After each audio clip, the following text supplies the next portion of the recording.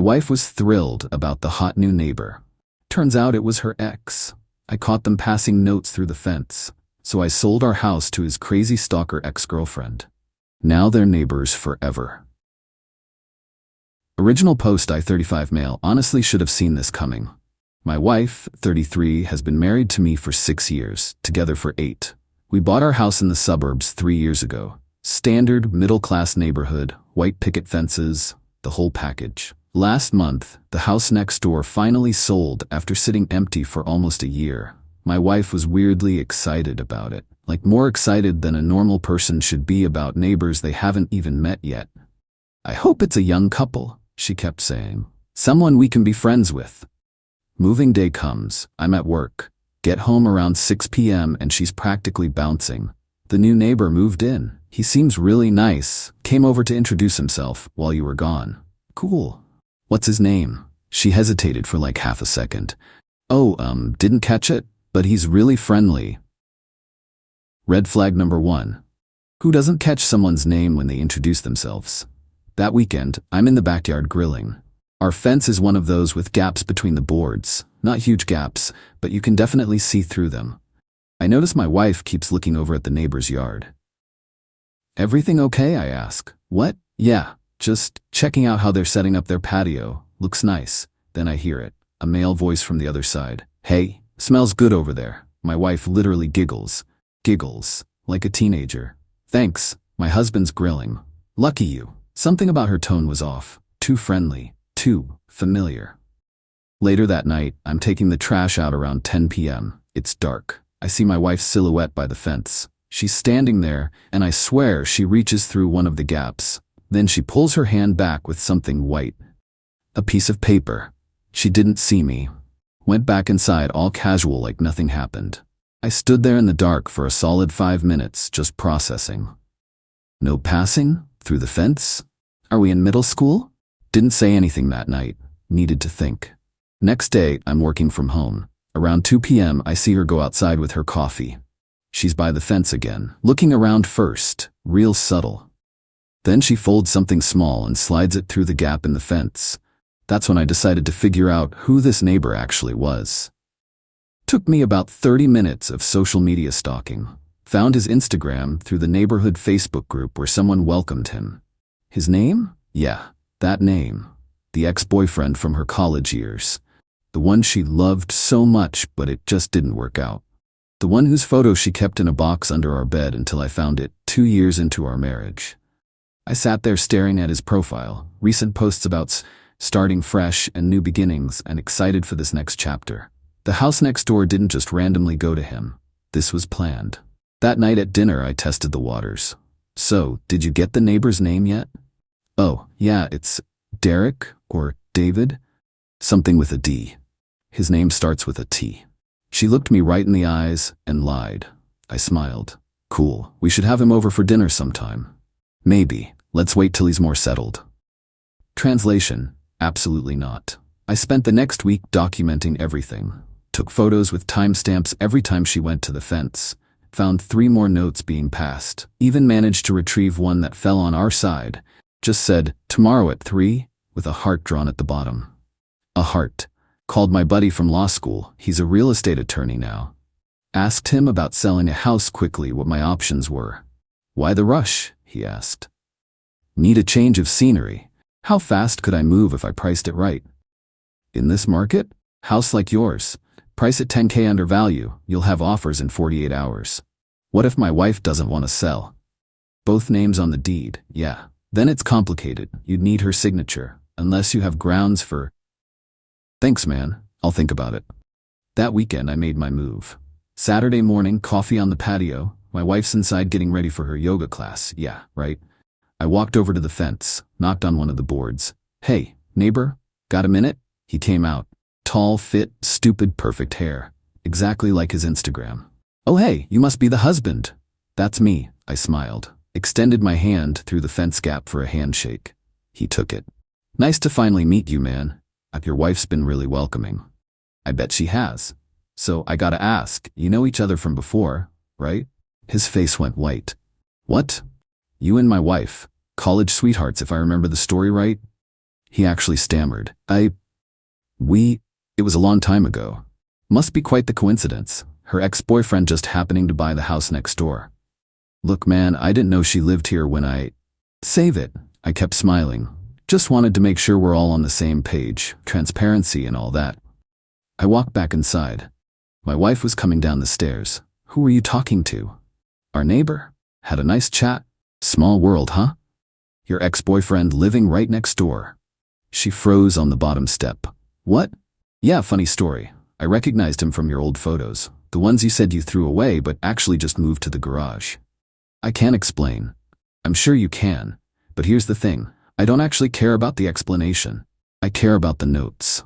What notes? Too defensive, too fast. The ones you've been passing through the fence like you're 16. Found one yesterday. Tomorrow at 3 with a little heart. Very cute. She went from pale to red. You're spying on me? In my own backyard? Yeah, guilty. Called documenting, actually. Nothing's happened. We're just talking. Cool. Then you won't mind if we put the house up for sale. Fresh start somewhere new. What? No. I love this house. Weird, because you seem to love it a lot more after he moved in next door. The fight lasted 3 hours. Lots of, you're being paranoid, and you don't trust me, and he's just a friend from the past. Zero acknowledgement of the lying, the note passing, the sneaking around. Finally I said, here's the deal. We sell, or I get a lawyer, and we figure out why you're secretly communicating with your ex-boyfriend behind my back. Your call.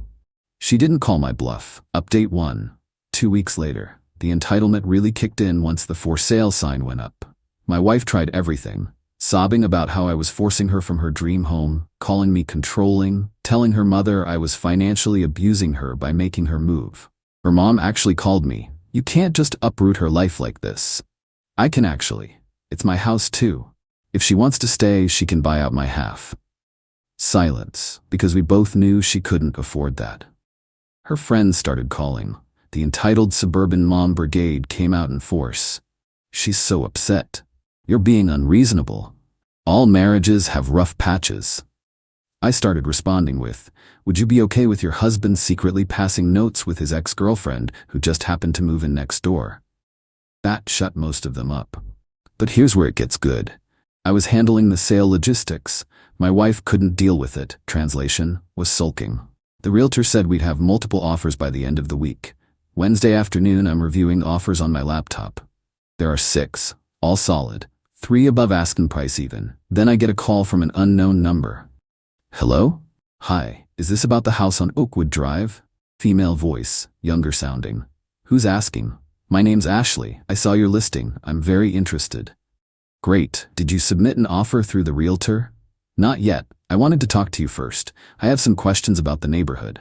Something in her tone made me pause. Okay, what questions? Well, I noticed the house next door recently sold. Do you know anything about that neighbor? Why does that matter? It matters a lot to me, actually. The owner, is his name Tyler? Bingo. The ex-boyfriend. Yeah, you know him? Long pause. You could say that. We dated for 3 years. He moved here without telling me. Blocked me on everything. I've been trying to find him. I sat up straighter. Go on. Look, I know how this sounds, but I need to be near him. We had something real. He just got scared of commitment. I know if we're in the same place again, he'll remember what we had. Red flags everywhere, but also an opportunity. So you want to buy my house to be near your ex-boyfriend? I want to buy your house because it's in a nice neighborhood and happens to be next door to someone I care about. The rationalization of a stalker. Noted. What's your budget? I can go up to asking price. Cash offer. No inspection. Close in 2 weeks. Cash. No inspection. 2 weeks. Ashley, can I call you back in an hour? Sure. I hung up and did what any reasonable person would do. I Facebook stalked her. Ashley's profile was a lot. Photos of her and Tyler going back years. But here's the thing. They stopped 2 years ago on his side. Her side? She was still posting couple photos up until 3 months ago. Old photos, but captioned like they were current.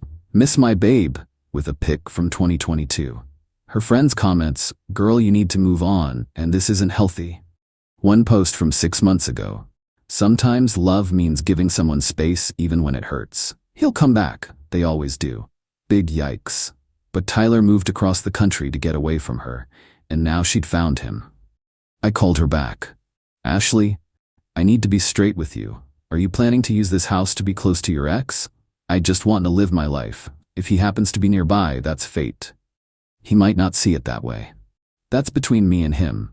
I thought about my wife, the note passing, the lying, the fact that she clearly wanted Tyler close by. Okay, here's what I'll do. You submit a cash offer at asking price. I'll accept it. But you need to know, my wife is friends with Tyler. They're close. You'll probably see them together. Oh, her voice got cold. How close? They're neighbors. What do you think? I see. Pause. My offer stands. Great, I'll tell my realtor to expect it. That night, I told my wife we had an offer. Already? From who? Cash buyer. Wants to close fast. It's a good offer. What about the other offers? This one's cleaner. No inspection contingencies. She sulked but signed the paperwork. Didn't even ask who the buyer was. Tyler knocked on the door 2 days later. I answered. Hey man, can we talk? Sure. Is it true you're selling to some woman named Ashley? Oh, he knew. Yep, cash offer, good deal. Dude, that's my ex. She's insane. You can't sell to her. Why not? She stalked me. That's why I moved here. You're literally putting her right next door to me. Huh, weird coincidence. This isn't funny. She's gonna make my life hell. Maybe you should move then. I just bought this place. Yeah, must be rough when someone you want distance from ends up right next to you. Really sucks, doesn't it? He stared at me, understanding dawning. You're doing this on purpose. I'm selling my house to someone who made a legitimate cash offer. What they do after that isn't my problem. Your wife doesn't get a vote. She wanted to stay in this neighborhood so bad, she can stay. Just not in my house. She'll be in the apartment we're renting until the divorce is final. Still in the same school district, though. She'll love that. He went pale. Divorce? Oh yeah, didn't she mention? I filed last week. Turns out secret note passing with your ex is grounds for irreconcilable differences. Who knew? We didn't do anything. Cool. Tell it to the judge. Oh, and Tyler? You're gonna want to invest in some good privacy curtains. Ashley seems very dedicated to your relationship. I closed the door on his shocked face. Update 2. 1 month later.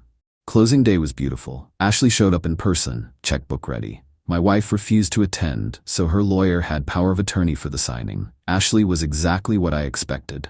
Mid-20s, Instagram baddie aesthetic, talked about manifesting and the universe bringing people together.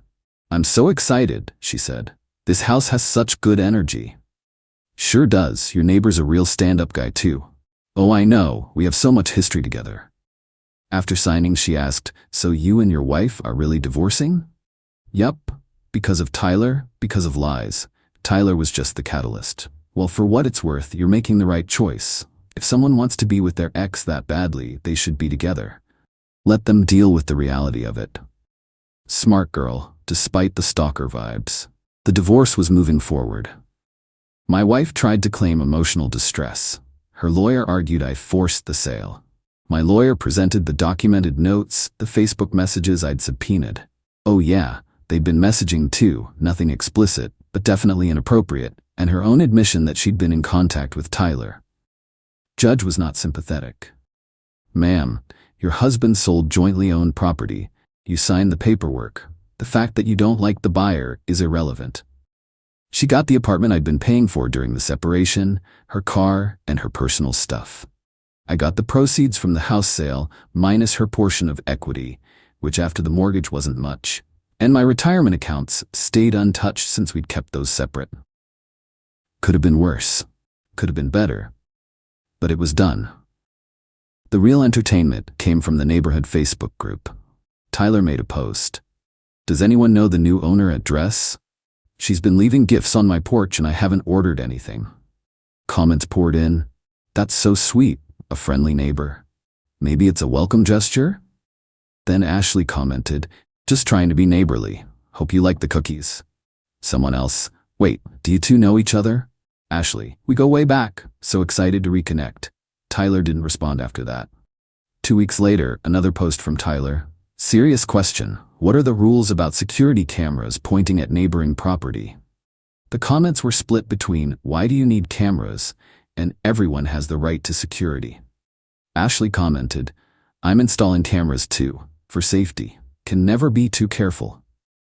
I was watching this unfold from my new apartment across town like the world's most satisfying reality show. My wife finally figured out who Ashley was when she saw her in the neighborhood. Called me immediately. Did you know who you sold to? Yep. She's his stalker ex. I'm aware. She's crazy. She knocked on my apartment door asking about Tyler, asked if we were dating. Would you tell her? I told her to leave me alone. This is your fault. Actually, it's your fault for lying about who moved in next door and passing him secret notes like a teenager. But sure, blame me. She's gonna ruin everything. Everything was already ruined. I just rearranged the pieces. I can't believe you did this. I can't believe you thought I'd just let you have your cake and eat it too. She hung up on me. Last week, I got added to a group chat. Tyler, my wife, and 3 other neighborhood people. Tyler had created it as an emergency neighborhood watch, but it was really a "what do we do about Ashley" chat. Tyler, she's in her yard every time I'm outside. Every single time. My wife, she asks me questions about you constantly. Where you work, what time you come home, if you're seeing anyone. I've called the cops twice. They say she's not technically doing anything illegal. Someone else, have you tried talking to her? Yes, she acts like we're still together. Says we're working through things. My wife, can't you get a restraining order? Tried. Not enough evidence yet. She has to actually threaten me or trespass. I watched the chat in real time, making popcorn. Didn't contribute, just watched. Then came my favorite part. Tyler posted in the neighborhood group. I'm selling my house. If anyone's interested or knows someone looking, please DM me. Willing to negotiate on price for a quick sale. Ashley commented immediately. Why are you selling? I just moved here. I need a change. But we just reconnected. The universe brought us back together. We're not together, Ashley. We broke up years ago. We're taking a break. That's different. The comment thread was deleted by the admin within minutes, but screenshots lived forever. My ex-wife called again. He's moving because of what you did. He's moving because someone who wouldn't respect his boundaries found him. Not my problem. I hate you. You made your choice when you started passing notes. I just made sure you got exactly what you wanted. Tyler close by. Forever. In the same neighborhood. Living in that crappy apartment you insisted you needed to stay in the same school district for. Enjoy. Final update. 3 months later, Tyler didn't move. Turns out selling a house you just bought for less than you paid sucks. He was stuck. Listed it at $20,000 below what he paid. Still no takers because everyone in the neighborhood knew about the situation. Ashley's still there. Posted on Instagram last week. Sometimes love requires patience. Every day closer to him is a gift from the universe. The comments are all concerned friends telling her to move on. She responds with heart emojis. My ex-wife? Still in the apartment. Her lease is up in 2 months. She's been looking at places, but everything's either too expensive or too far from her job. Here's the thing though. She started dating Tyler. Finally. Officially. Got confirmed through mutual friends. They're actually together now. Started about 6 weeks ago. The notes through the fence became actual dates once I was out of the picture. You'd think that's what I feared, right? That they'd end up together and be happy, and I'd be the chump who lost? Nah, because they can't go anywhere in the neighborhood without running into Ashley. Coffee shop? Ashley's there. Grocery store? Ashley's there. They tried going to a restaurant 2 towns over. Ashley posted an Instagram story at the same restaurant 30 minutes later.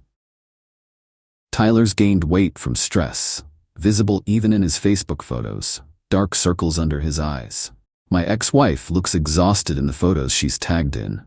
They can't hold hands outside without Ashley watching from her window. Can't sit on his porch without her coming out to hers.